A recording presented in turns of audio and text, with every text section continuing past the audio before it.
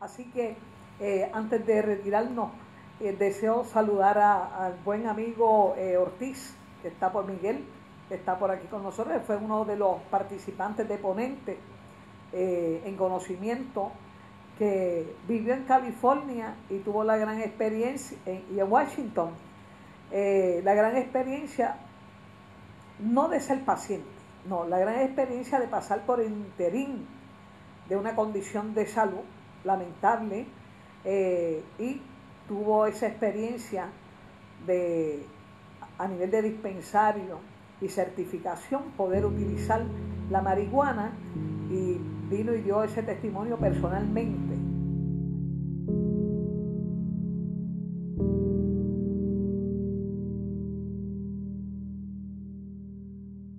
Esto fue algo a través de años, o sea, por muchos años no sabían qué era lo que me pasaba.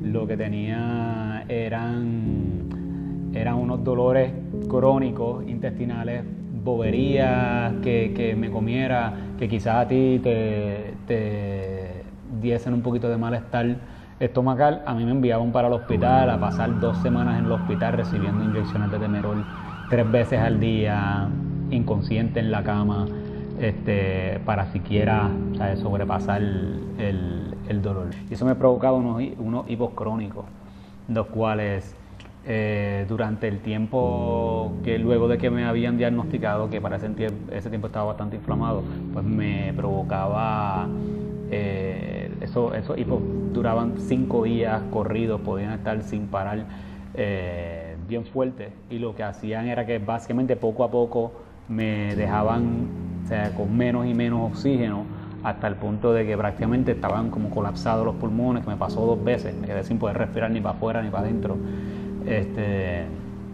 Y o sea que los síntomas realmente me preocupaban aún más que el diagnóstico de cáncer. Ahí es que en una de las ocasiones, pues el médico que estaba en turno se encargó de que me hicieran cuantas pruebas había de por haber. Entre ellas me hicieron un CT de contraste intravenoso. De ahí pues pasaron a mandar a hacerme una biopsia, y ahí es que entonces encontraron que era un cáncer non-Hodgkin linfoma. En el caso mío, yo me crié en Seattle la mitad de mi vida. Mi madre se mudó para allá cuando yo tenía como unos 6 añitos. Mi madre fallece, para cuando a mí me diagnostican, mi madre llevaba ya como alrededor de 2 años de haber fallecido de su diagnóstico de cáncer de ovario, que pues, entre la quimioterapia, el cáncer y demás, pues se le agravó todo y terminó muriendo de los pulmones que le colapsaron. Entonces, pues desde que a mi mamá la diagnostican, yo me había ido para Estados Unidos cuando ella la diagnostican, y durante su tratamiento, tuve casi 2 años por allá, para ir a ayudarla a ella.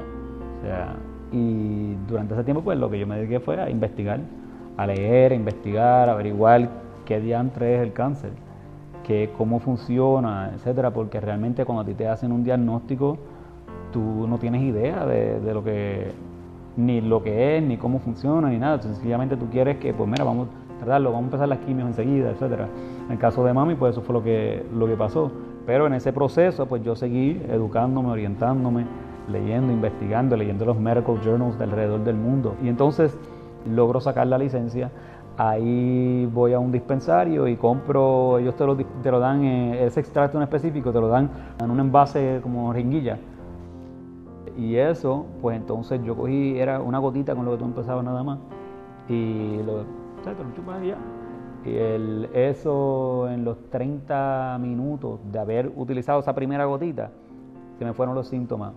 Se me detuvieron los hipos, se me detuvo el dolor que ya se estaba empezando a desarrollar, y de ahí en adelante se continué aumentando la dosis poquito a poco hasta llegar al punto en estar consumiendo 2 gramos diarios. Que tengas idea, 1 gramo de este extracto es el equivalente a 20 cigarrillos de marihuana.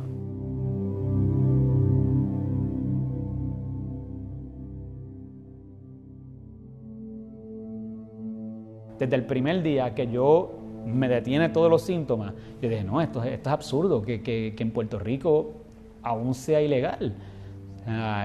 Yo sabiendo la cantidad de personas, tú tienes programas como SER, ¿verdad? Tienes todos estos programas de entidades sin fines de lucro para ayudar sobre diferentes condiciones. Todos estos programas deberían de estar apoyando 100% la legalización de la marihuana para uso medicinal en Puerto Rico, porque son cientos de miles de niños, de jóvenes, de adultos que se pueden beneficiar. Me parece que es sencillamente una injusticia, ¿entiendes? Una injusticia hacia todos los que se pueden beneficiar de este tipo de tratamiento. O sea, básicamente, como quien dice, nuestro país está secuestrando la salud de ellos. Pueden buscar la patente 6630-507. Esa patente está respaldada por 25 estudios double-blind peer-reviewed.